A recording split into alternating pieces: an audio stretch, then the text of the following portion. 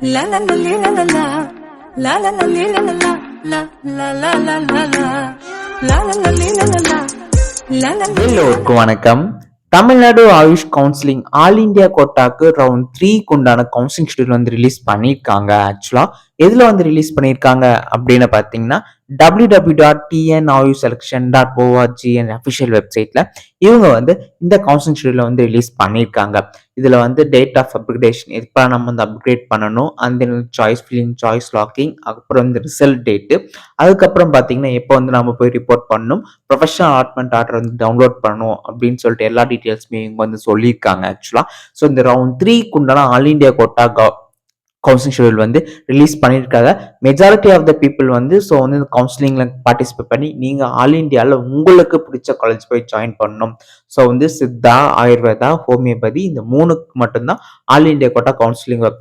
இந்த all India quota counselling எதற்காக அப்படின்னு பார்த்தீங்கன்னா, ஸோ பிரைவேட் காலேஜஸ்ல இருக்க ஆல் இந்தியா கோட்டா, ஓகேங்களா. ஸோ வந்து கவர்மெண்ட் காலேஜஸ்ல எதுவுமே வராது. இன்னுமே வந்து சில பேர் வந்து கவர்மெண்ட் காலேஜஸ் கிடைக்குமா அப்படின்னு சொல்லிட்டு நிறைய வந்து டிஎம்ஸ் வரதை நான் வந்து பார்த்துருக்கேன். ஆக்சுவலா கவர்மெண்ட் காலேஜஸ்ல எதுவுமே கிடையாது. ஒன்லி பிரைவேட் காலேஜஸ்ல இருக்க ஆல் இந்தியா கோட்டா சீட்ஸ் அப்படின்னு சொல்லுவோம். ஸோ அதோட ஃபீஸ் ஸ்ட்ரக்சர் பார்த்தீங்கன்னா ஒவ்வொரு காலேஜிலும் ஒவ்வொரு மாதிரி தான் இருக்கும். லைக் இது மேனேஜ்மெண்ட் கோட்டா மாதிரி தான், ஓகேங்களா.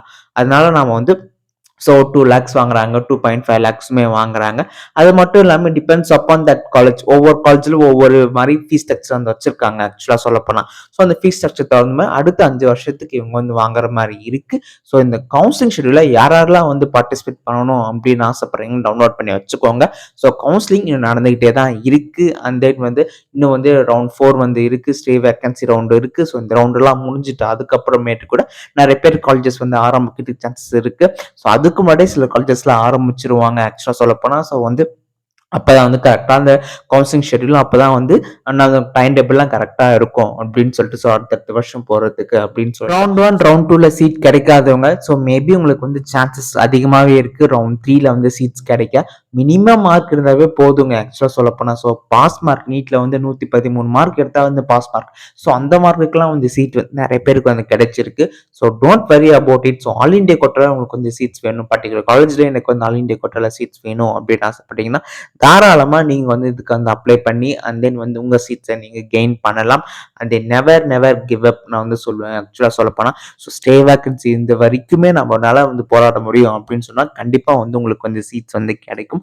கண்டிப்பா வந்து நீங்க வந்து சித்தா சூஸ் பண்ணணும் எழுதி இருந்தீங்கன்னா கண்டிப்பா வந்து நீங்க வந்து சூஸ் பண்ணுவீங்க. அந்த உங்களுக்கு பிடிச்ச காலேஜ் வந்து கிடைக்கணும் அப்படின்னு ஆசைப்பட்டீங்கன்னா கண்டிப்பா வந்து உங்களுக்கு பிடிச்ச காலேஜ் தாராளமா கிடைக்குங்க.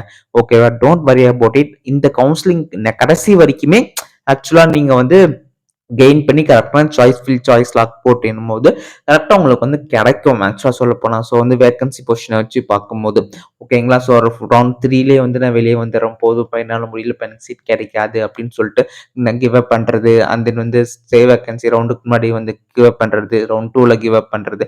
ஸோ இந்த மாதிரிலாம் இருக்காதீங்க ஆக்சுவலாக. இந்த காலேஜில் இந்த கோட்டால நான் அப்ளை பண்ணணும் அப்படின்னு நான் சொல்லிட்டேன். ஏற்கனவே ப்ரீ பிளான்டாக தான் நம்ம வந்து இதுக்கு அப்ளை பண்ணியிருப்போம். ஸோ வந்து இதுக்கு ஓகே நம்மளால செலவு பண்ண முடியும் அப்படின்னு சொல்லிட்டு தான் யோசிச்சு வந்து பண்ணியிருப்போம்.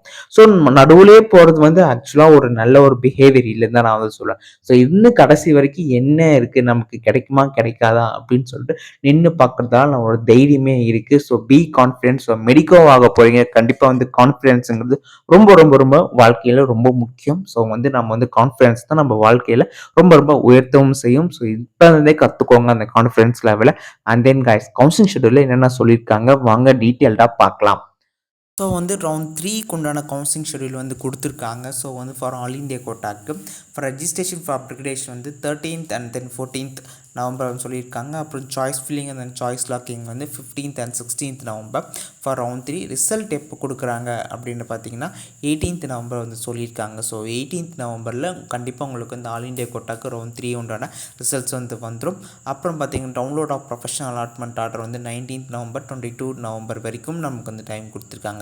ரிப்போர்ட்டிங் டேட் அண்ட் டைம் எப்போ வந்து கடைசி டேட் அண்ட் டைம் எப்போ அப்படின்னு பார்த்தீங்கன்னா 22 நவம்பர் வரைக்கும் சொல்லியிருக்காங்க.